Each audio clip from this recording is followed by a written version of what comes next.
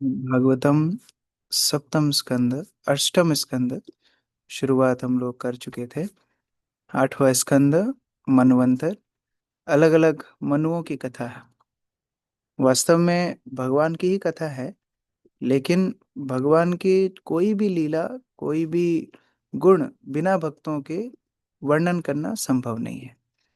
इसीलिए भगवान की सारी लीलाओं में भक्त का चरित्र का वर्णन हमेशा होता है। जैसे सप्तम स्कंद है भगवान की कथा, लेकिन प्रहलाद के उदाहरण के माध्यम से सिखाई है। उसी तरह आठवें स्कंद में हम लोग प्रवेश कर रहे हैं।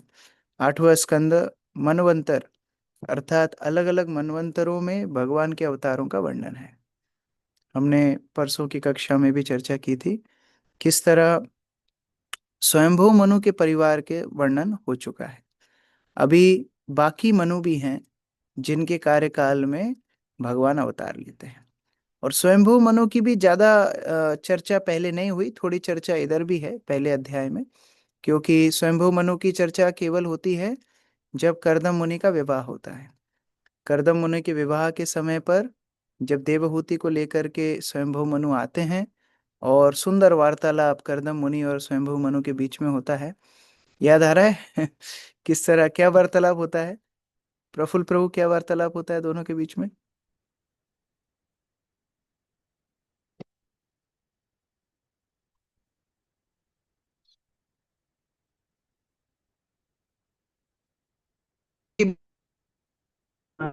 मेरा इंटरनेट खराब है।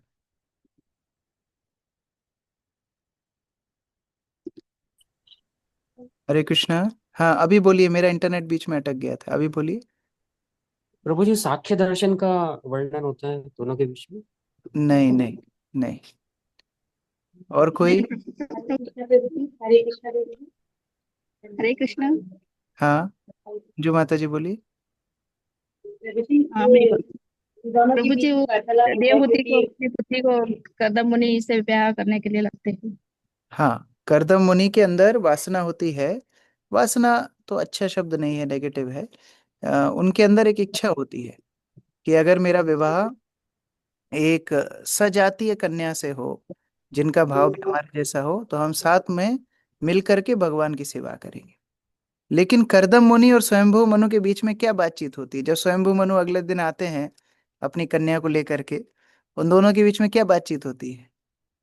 कौन बताएगा? पंडित कौन है, जानकार? हरे कृष्णा प्रभु जी के नाम। हम्म। हरे कृष्णा प्रभु जी। ब्रह्मा जी ने भेजा था स्वयं मनु को कदम ऋषि के पास उनकी पुत्री का विवाह करने के लिए, तो वो इस आशा से ही आते हैं उनके पास और विवाह का एक प्रस्ताव रखते हैं उनकी पुत्री के। नहीं, लेकिन दोनों के बीच में कुछ बहुत बहुत अच्छी चर्चा होती है, वो सुनना चाहता हूँ। हरे कृष्णा। हरे कृष्ण प्रभु जी, दंडवत प्रणाम। हाँ, बसंत प्रभु प्रभु जी वो पिताजी भागवत कथा करते हैं, बसंत प्रभु बताएंगे। यस। प्रभु जी वो अपने जो मनुष्य जीवन का उद्देश्य क्या है, गृहस्थ में जाने का, और हमारे जो कर्म है और ये सारी चीजें। थोड़ा आप बॉर्डर पे पहुंच गए, लेकिन अंदर नहीं गए अभी तक। और कोई? भक्ति भक्ति। भक्ति तो भागवत में हर जगह ही भक्ति है। हरे कृष्ण प्रभु जी, दंडवत प्रणाम। पुरुष और सामान्य जीव में क्या अंतर है, या भगवान पूर्ण पुरुषोत्तम भगवान। देखो, माइनस मार्किंग भी है। हाँ, जैसे तुक्के तुक्के सारे तुक्के ही चल रहे हैं अभी। हरे कृष्णा प्रभु जी। प्रभु जी, उनकी स्टेटस को लेके शायद डिस्कशन होता है कि वो ऐसे हैं और वो खुद वो राजा थे तो उनकी बेटी ऐसे ऋषि वेरी को गुड, भेजा। Very nice. यही डिस्कशन हुआ था। क्षत्रिय का गुणगान करते हैं करदम मुनि कि क्षत्रिय कैसे वर्णाश्रम में महत्वपूर्ण है, क्योंकि स्वयंभू मनु क्षत्रिय हैं। तो किस तरह क्षत्रिय पूरे समाज की रक्षा करते हैं जिसके कारण वो भक्ति कर सके, ये सारी चर्चाएं होती हैं। और स्वयंभू मनु ब्राह्मणों को गुणगान करते हैं कि ब्राह्मण क्यों जरूरी है, ब्राह्मणों का क्या कर्तव्य होता है। इस तरह एक रैंडम क्वेश्चन पूछा मैंने, क्योंकि चावल पके कि नहीं वो एक दाने से हम लोग पता करते हैं। तो उसी तरह समझ में आ रहा है कितना भागवत हमारे अभी याद हो रहा है। तो थोड़ा थोड़ा रिवीजन भी करते जाना, नहीं तो पता पड़े आठवें स्कंद में प्रवेश कर रहे हैं और फिर आगे का सब भूल जाएं। तो वहां स्वयंभू मनु के चरित्र का गुणगान करदम मुनि करते हैं। उसके बाद जब विवाह हो जाता है कर्दम मुनि और देवहूति का, उसके बाद स्वयंभू मनु अपने घर पे जाते हैं। वहां पर स्वयंभू मनु के घर का वर्णन आता है। किसी को याद है बाई चांस? स्वयंभू मनु अपने घर पे जाते हैं तो उनके घर का वर्णन आता है। एनीवन?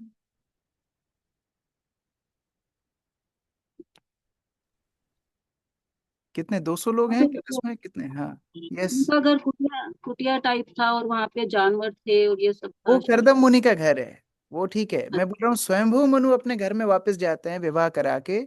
उनकी पुत्री को विवाह में दे दिया करदम मुनि को। स्वयंभू मनु घर पे गए।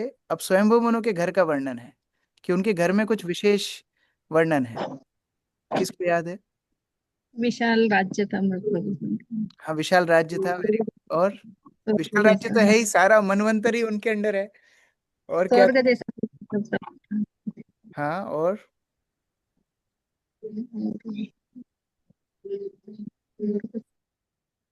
आप लोग मुझे डिप्रेशन में डाल दोगे। हाँ, डेली सुन रहे हो इतना, लेकिन कुछ याद नहीं है। Very good. शायद प्लीज कि करना।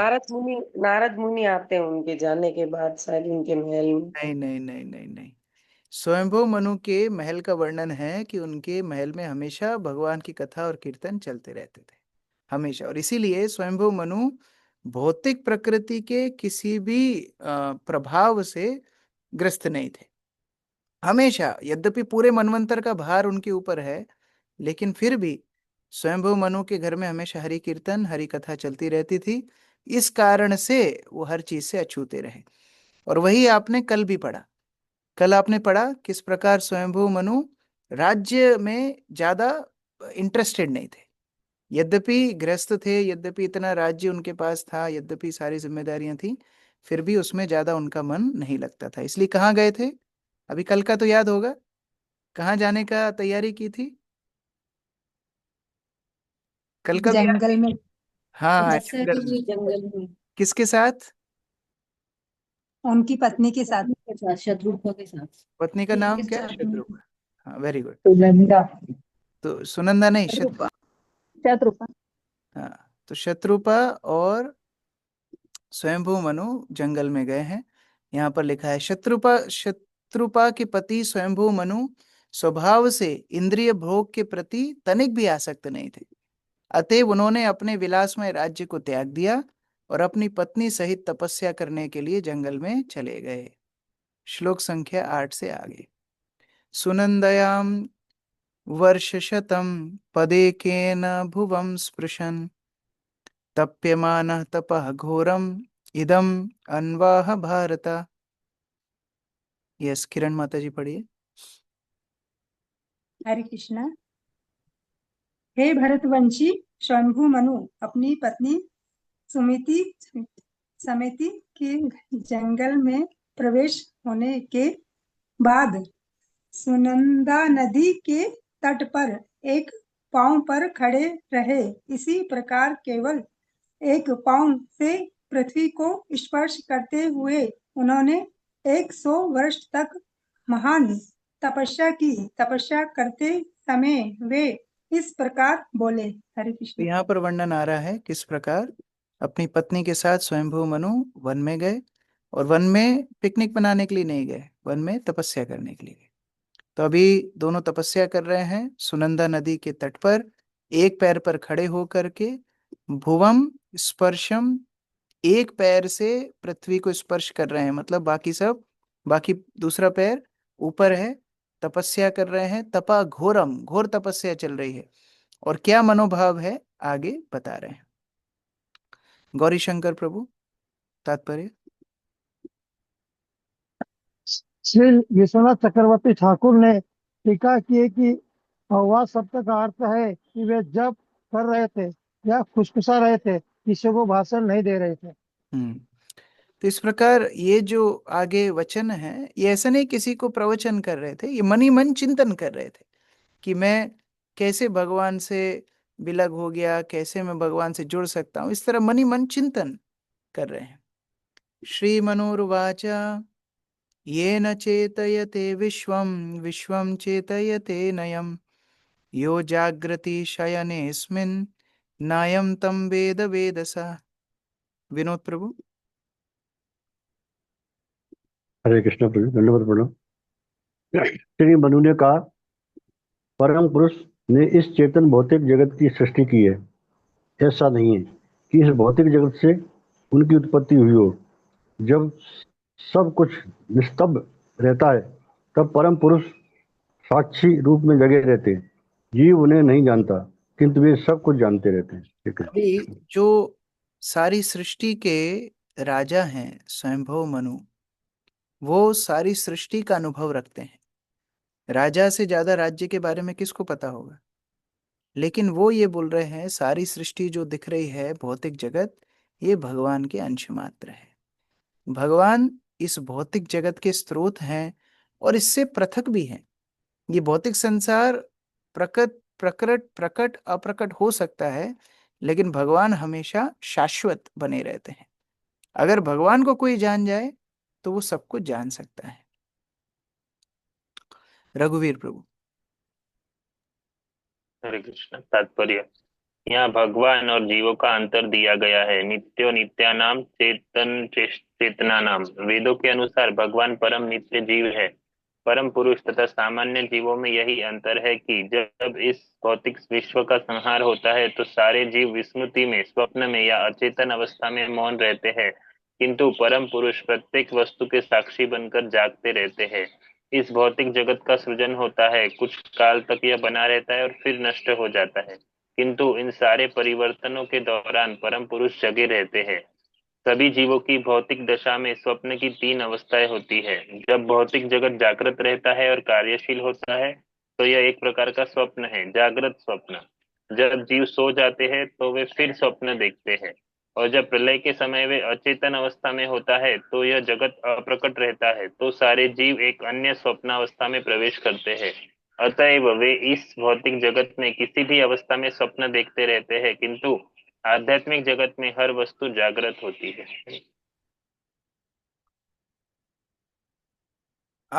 आत्मा आवासयम् इदं विश्वं यत्किंचित् जगतां जगत् तेन तक्तेन भुंजिता मा गृदा कस्य सुद्धनम। रेखा माता जी।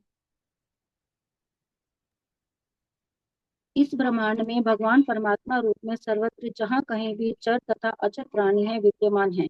अतएव मनुष्य उतना ही स्वीकार करे जितना उसके लिए नियत है। उसे पराये धन में हस्तक्षेप करने की इच्छा नहीं करनी चाहिए। हरे कृष्ण प्रभु। अच्छा, इससे मिलता जुलता श्लोक किसी को याद है कहीं और से? एकदम 90% मिलता जुलता। ईशोपनिषद कौन सा श्लोक है? सेकंड श्लोक है प्रभु जी। ईशावासम इदम सर्वम। हाँ, सुनाइए। ईशावासम इदम सर्वम यत्किंचन जगत्याम जगत तेन तत्तेन भुंजीता मा गृध कश्चित् दुर्भाग भवेत्।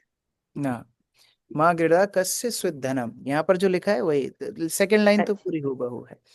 तो यहाँ पर बताया हुआ है किस प्रकार भगवान सभी वस्तुओं के, चर अचर सभी वस्तुओं के स्रोत हैं, और मनुष्य का अधिकार केवल उतना ही है जितना भगवान ने उसके लिए रखा है। जैसे हम किसी के घर में जाते हैं तो जितना नाश्ता चाय पानी, जो भी, चाय तो भक्त नहीं पीते, हर्बल चाय मान लो, तो जो भी नाश्ता पानी कोई आपको परोसेगा उतना ही आप कहा गया। ये नहीं कि आप किसी के घर में जाओ उसकी किचन से डब्बे खोल खोल करके खाना शुरू कर दो। ये भद्रता नहीं है, ये चोरी है। तो उसी प्रकार से भगवान ने हर जीव के लिए कोई ना कोई वस्तुएं रखी हैं, उनके पालन के लिए, उनके चलने के लिए। तो उतना ही हक वो जीव का है। दूसरे जीव का हक छीन करके खाना, ये बुद्धिमानी नहीं है। तो ये बहुत महत्वपूर्ण श्लोक है जो प्रभुपाद कई बार अपने प्रवचनों में बताया करते थे। तो स्वयंभू मनु जो एक राज ऋषि हैं, राज ऋषि अर्थात वो स्वयं ऋषि समान चेतना रखते हैं, यद्यपि राज कार्य कर रहे हैं, वो इस चेतना को धारण किए हैं कि ये सारा संसार यद्यपि मैं संभाल रहा था, लेकिन ये संपत्ति भगवान की है, मेरी संपत्ति नहीं है। तात्पर्य स्वाति माता जी पढ़िए।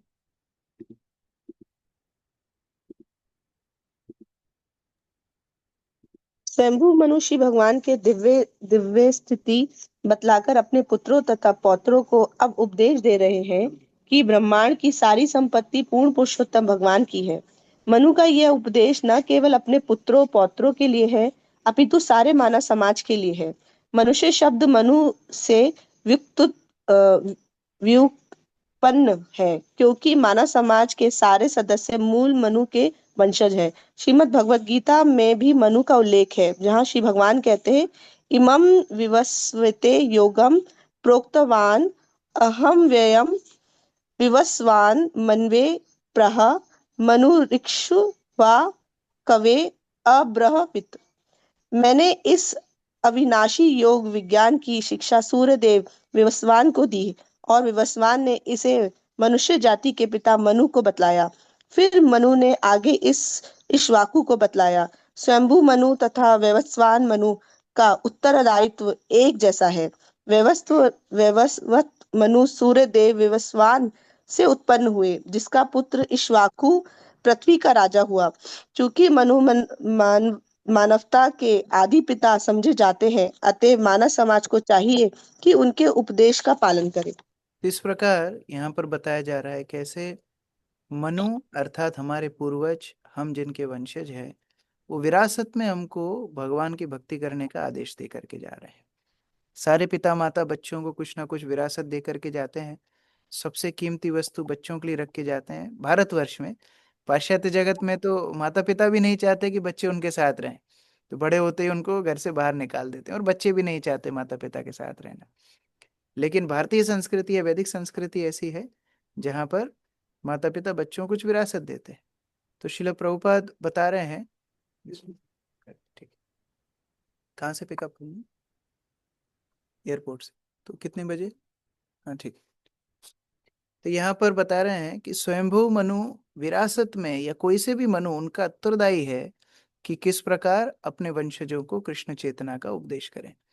तो जो माता पिता हैं या जो घर का नेतृत्व कर रहे हैं, समाज का, समुदाय का नेतृत्व कर रहे हैं, किसी भी क्षेत्र में नेतृत्व कर रहे हैं, उनका एक कर्तव्य है कि अपने संपर्कों को कृष्ण चेतना का उपदेश करें।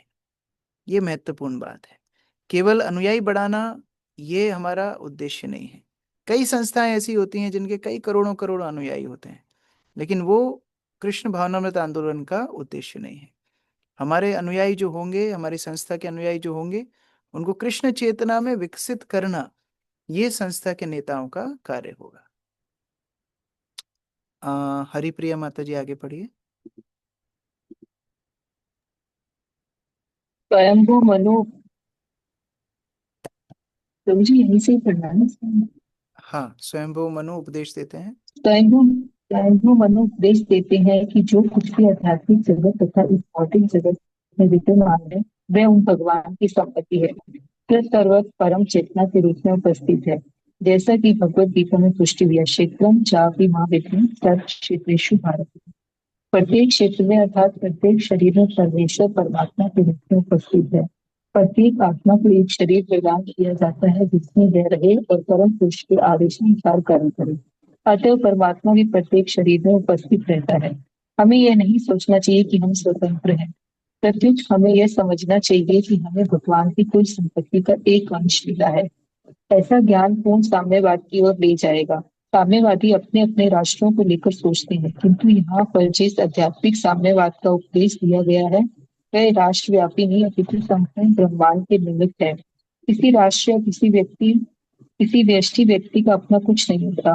प्रत्येक वस्तु भगवान के। इस श्लोक का यही अर्थ है, आत्मवाक्यम इदं विश्वम। इस विश्व में जो कुछ भी है वह भगवान की संपत्ति है। आधुनिक साम्यवादी सिद्धांत तथा संयुक्त राष्ट्र के विचार में सुधार लाया जा सकता है यदि हर वस्तु भगवान की मानी जाए। भगवान हमारी बुद्धि की उपज है, प्रत्युत भगवान ने हमें उत्पन्न किया है। आत्मवाक्यम इदं विश्वम, ईशावाक्यम इदं सर्वम। यह वैश्विक साम्यवाद जगत की सारी समस्याएं हल कर सकता है। व्यक्ति मनुष्य इतना को लालची हो गया है कि जो वस्तु उसको दिखती है अपनी संपत्ति मानता है। कोई खाली जगह मिलेगी, कब्जा कर लेगा।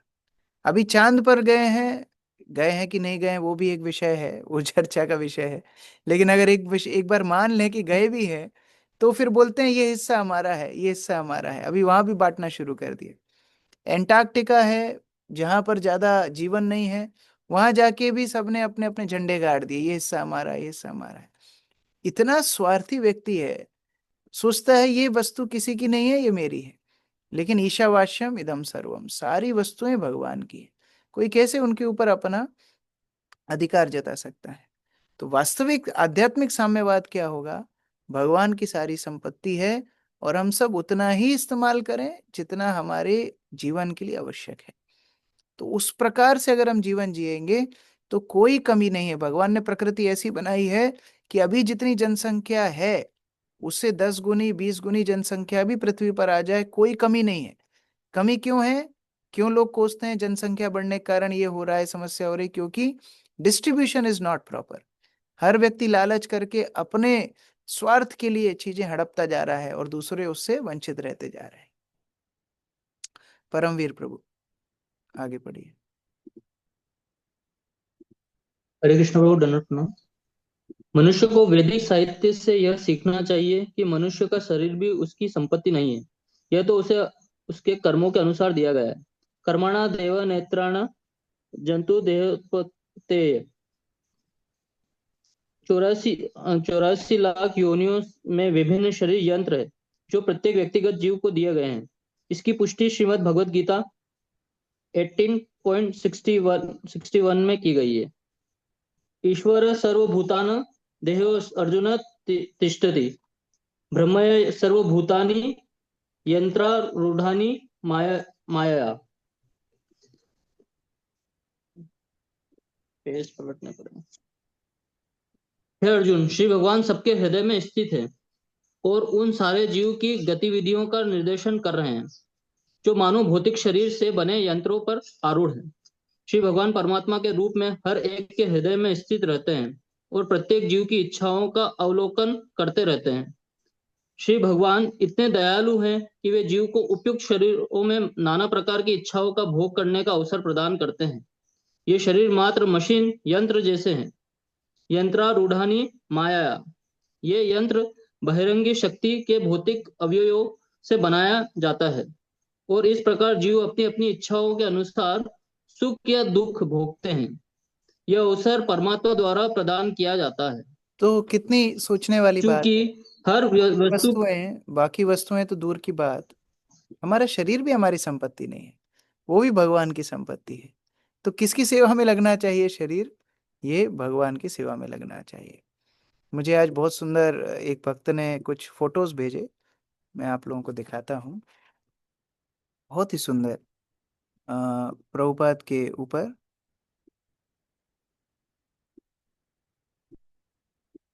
मेरी स्क्रीन दिख रही है? यस प्रभु, दिख रही है। यहाँ पर लिखा है, क्या आप थकान महसूस करते हैं? प्रभुपाद ने इस्कॉन शुरू किया 70 की आयु में। उसके बाद नेक्स्ट, आपको आराम चाहिए? Do you want comfort? Prabhupada जब न्यूयॉर्क में आए जमीन पर सोते थे और यहाँ न्यूयॉर्क में ठंड होती है -20 डिग्री, -30 डिग्री। आपको ऐसा लगता है आपके साथ कोई नहीं, अकेलापन लगता है? प्रभुपाद अकेले घंटों बैठ के थॉमकिंस स्क्वायर पार्क में चैंटिंग करते थे। मैं आपको थॉमकिंस स्क्वायर पार्क की भी एक वीडियो दिखाऊंगा अभी। You want rest? थकान लग रही है? मैं देख रहा हूँ वीडियो में 1-2 वक्त झूम बराबर झूम सो भी रहे हैं। आपको लगता है आपको रेस्ट चाहिए? प्रभुपाद 3 घंटा सो के 21 घंटा सेवा की।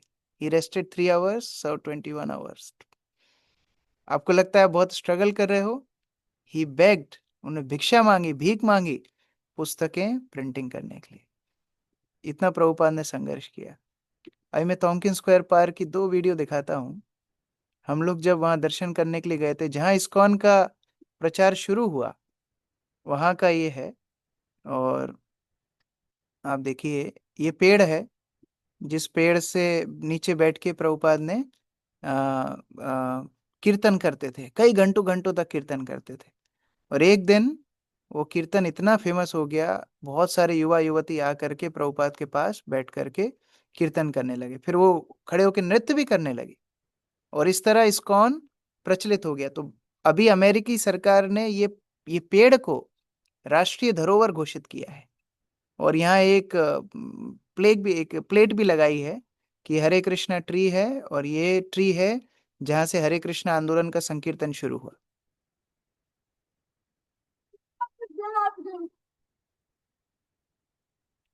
तो ये वो पेड़ है। लेकिन मैं आपको एक और सीन दिखाना चाह रहा हूँ। जब हम वहां पर गए थे तो उस पेड़ के बगल में ये चल रहा था। ये हिप्पी लोग हैं, आप लोग का हिप्पी देखे नहीं होंगे, इसलिए आपको हिप्पी दिखा रहा हूँ।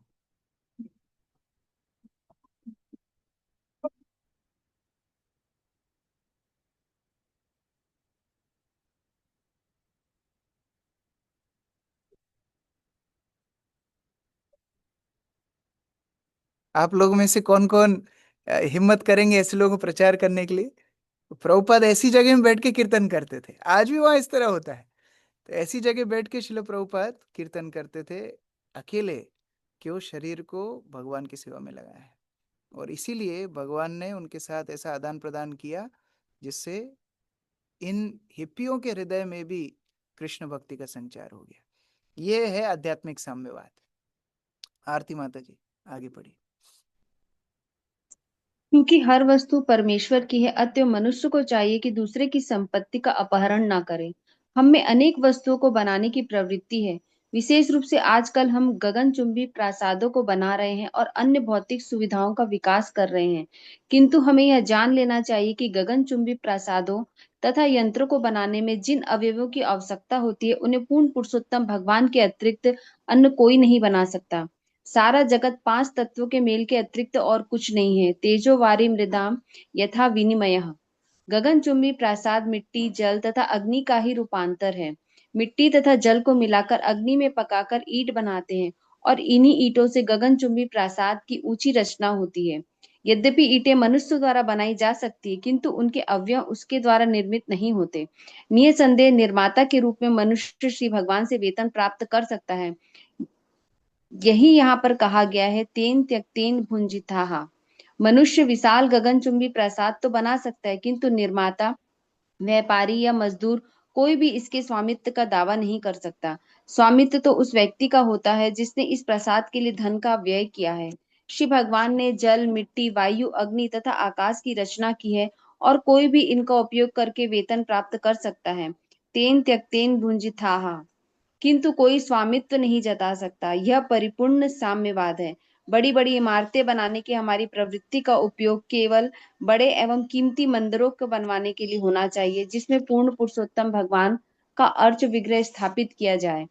तब भवन बनाने की हमारी इच्छा पूरी हो जाएगी। कितना कितना सटीक उदाहरण प्रभुपाद दे रहे हैं कि आपने सारा सामान दिया, कारीगर ने मकान बनाया, तो क्या कारीगर का हो गया? उसी प्रकार सारी संपत्ति यदि भगवान की है, हम हाथ पैर चला रहे हैं, तो ये शरीर भी भगवान का है, सारे उपादान भगवान के हैं, तो फिर उनकी सेवा में हमको लगना चाहिए, सारे उपादान लगाना चाहिए। वास्तव में हम भगवान को क्या दे सकते हैं? ये भावना ही गलत है। जीवन का उद्देश्य भगवान की सेवा करना, और अगर सेवा का अवसर मिले, अपने आप को भाग्यशाली समझना चाहिए। प्रकल्प प्रभु पढ़िए।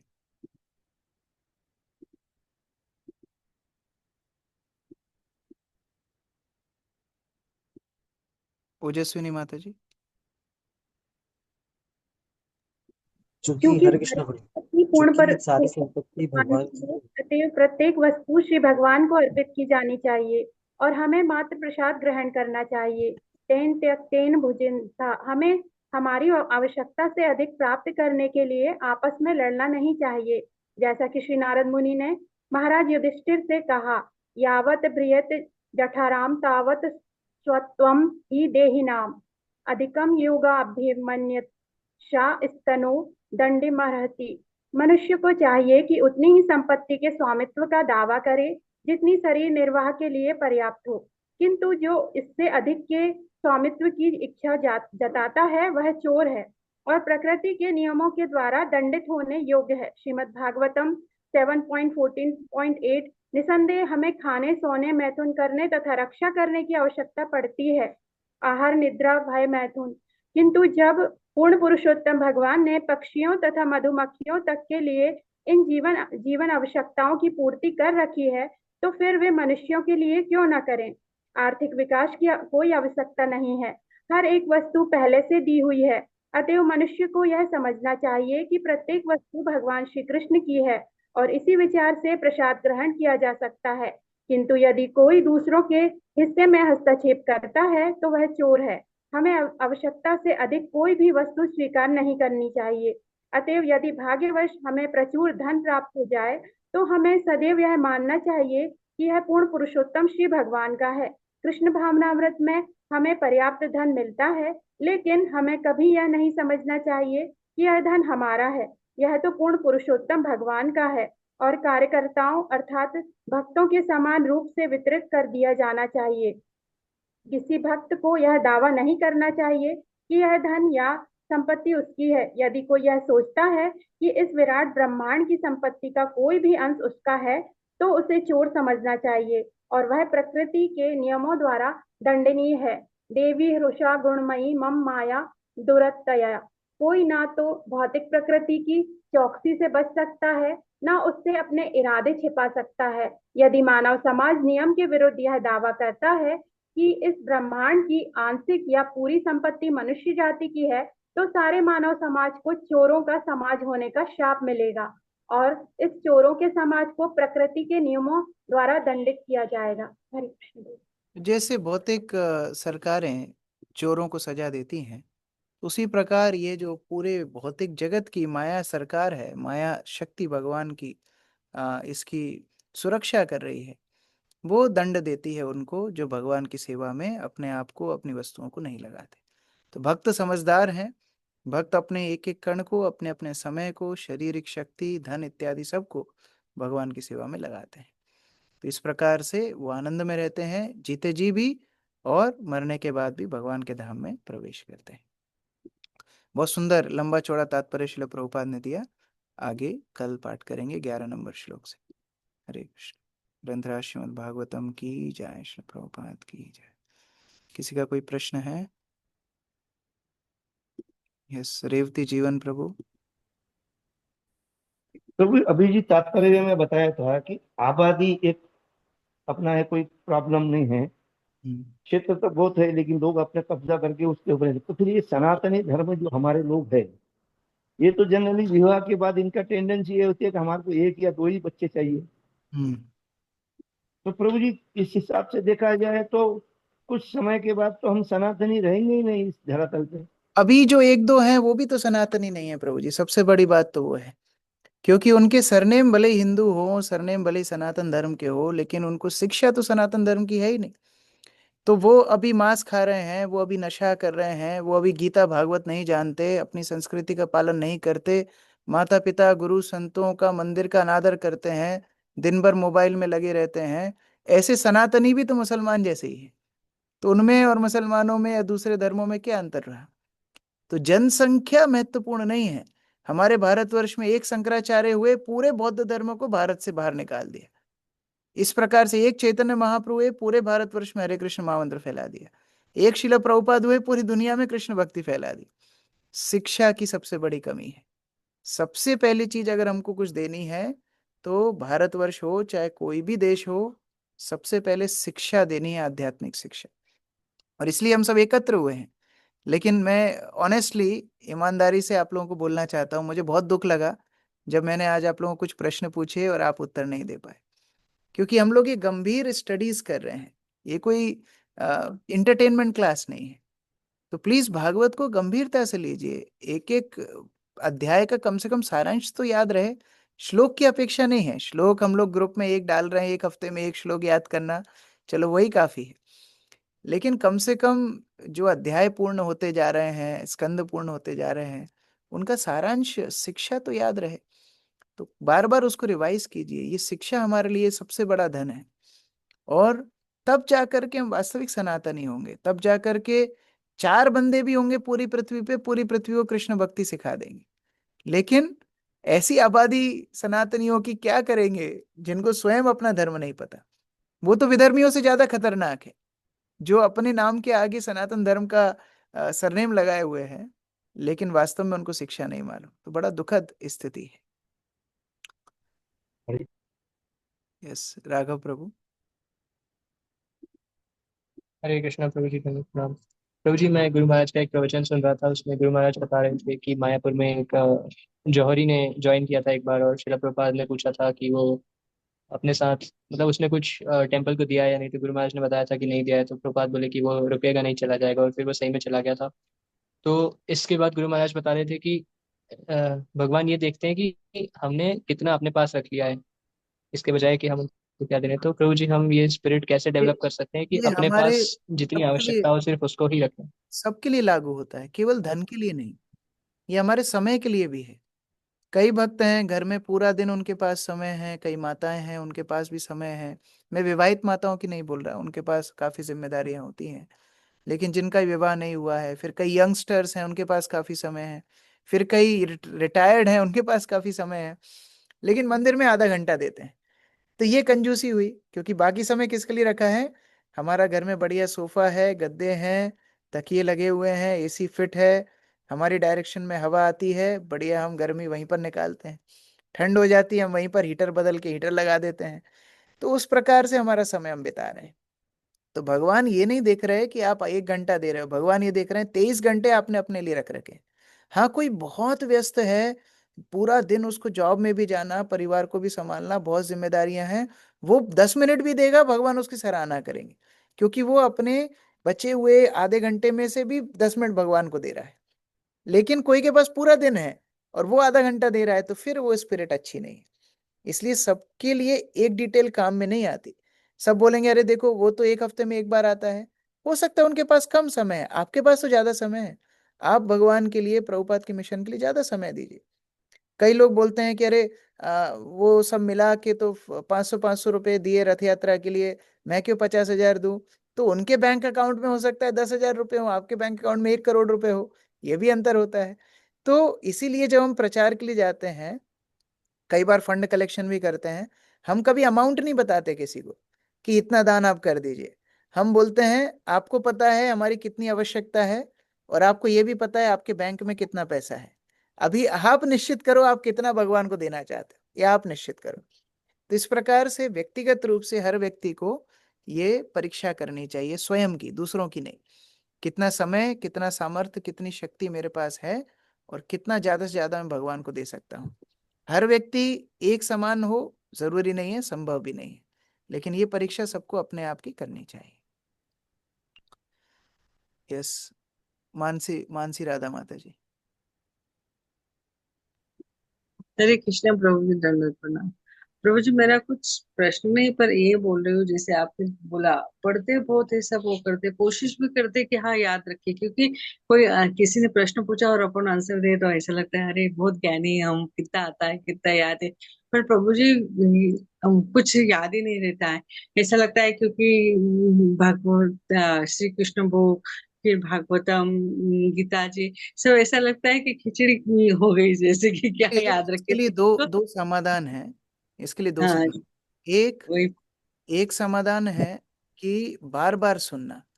जैसे एक बार हम भागवत पढ़ रहे हैं, बहुत अच्छी बात है, बार बार पढ़ना है, बार बार सुनना है।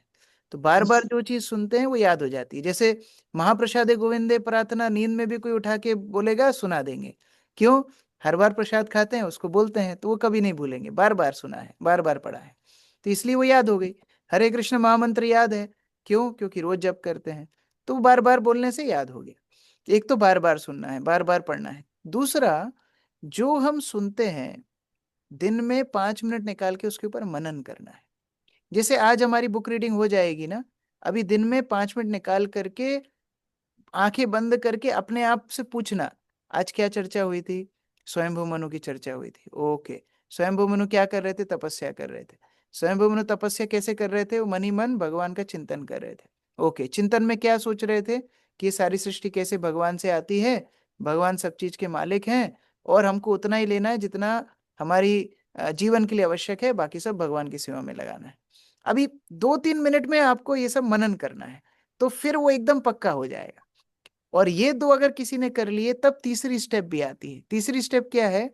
किसी को पकड़ के ये कि ये सुना देना, प्रचार कर देना। तुमको पता है भागवत में 8वें स्कंद ऐसे शुरू होता है, स्वयंभू मनु कथा से ऐसा ऐसा होता है, बस वो सुना दिया तो पक्का खत्म, फिर कभी आप भूलोगे नहीं। तो ये 3 है, बारंबार पढ़ना, चिंतन मनन करना एकांत में बैठ के, और किसी को पकड़ के सुना देना। वो सुनना चाहता है नहीं सुनना चाहता दूसरी बात है, आप सुना देना, आपका फायदा होगा उससे, आपको हमेशा चीज याद रहेगी। यस, जगदानंद प्रभु। हरे कृष्ण प्रभु जी, वो आपने जो वीडियो दिखाया था सेकंड वाला, उसमें प्रभुपाद गुरुदेव प्रभुपाद जी जब कर रहे थे, वो साइड में कुछ आपने बताया था, उसको क्या कहते हैं, क्या बताया था आपने? वो हिप्पी लोग हैं जो प्रभुपाद के समय पे उन्होंने प्रचार किया, प्रभुपाद ने, तो कितने उग्र वो लोग थे, अभी भी हैं। ऐसे लोगों को प्रचार करने की हमारी हिम्मत नहीं होती। हाँ, मतलब अमेरिका की युवा पीढ़ी, अमेरिका की युवा पीढ़ी आप मान लीजिए, तो वो लोग कितने उग्र थे, कितने भक्ति से कोसों दूर थे, उनको भी प्रभुपाद ने प्रचार किया। ये अपने आप में बहुत बड़ा चमत्कार है। और ये कैसे हुआ? क्योंकि प्रभुपाद अपने हृदय में एकनिष्ठ थे भगवान की सेवा करने के लिए। अगर हम भी एकनिष्ठ होंगे, भगवान हमारे द्वारा बहुत सारे लोगों को प्रचार करवाएंगे। तो हमको भी उस तरह एकनिष्ठ अपनी भक्ति में होना चाहिए। गौरी हिप्पी शंकर। लोग मतलब वो जो हिप्पी लोग, ये वो मतलब जो नशा करते हैं, हाँ गलत काम करते हैं। हाँ हाँ, अभी भारत भी पूरा हिप्पी से भर गया है, तो कोई अमेरिका भारत का हाँ, अंतर नहीं रहा, एक ही, सब एक जैसे ही हो जी गए। जी। यस, गौरी शंकर प्रभु। प्रभु जी अभी जो आया था तात्पर्य में भौतिक शक्ति से बने यंत्रों पर आरूढ़ थे प्रभु जी, इसका क्या अर्थ होगा प्रभु जी? अर्थात जितने भी यंत्र हम इस्तेमाल कर रहे हैं या देख रहे हैं, सब तो भौतिक शक्ति के यंत्र हैं। जैसे मोबाइल फोन, ये किसका यंत्र है? भौतिक शक्ति का यंत्र है। चश्मा आपने पहन रखा है, ये किसका यंत्र है? ये माया शक्ति का यंत्र है। आपका शरीर, यंत्र रूराणी माया, माया का यंत्र है, वो भी एक यंत्र माया का है, भौतिक शक्ति का यंत्र है। अब ये सारी संपत्ति किसकी है? भगवान की संपत्ति है। तो ये किसकी सेवा में लगना चाहिए? भगवान की सेवा में लगना चाहिए। उस तरह। पूनम माता जी, लास्ट क्वेश्चन।